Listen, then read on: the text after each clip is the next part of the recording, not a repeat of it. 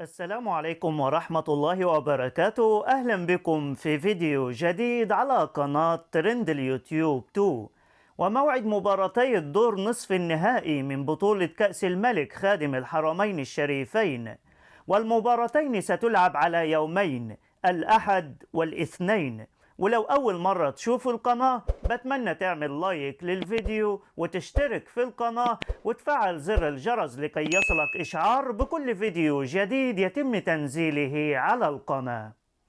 أما عن المباراة الأولى يوم الأحد 23 أبريل 2023 فستجمع بين الاتحاد والهلال الساعة 9 مساء بتوقيت مكة المكرمة على ملعب مدينة الملك عبدالله الرياضية بجدة.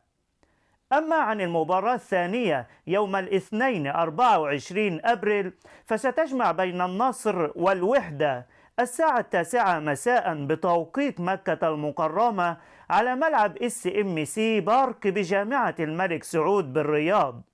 وفي نهاية الفيديو بتمنى تعمل لايك وتشترك في القناة وتكتب توقعاتك من سيكون بطل كأس الملك هذا الموسم.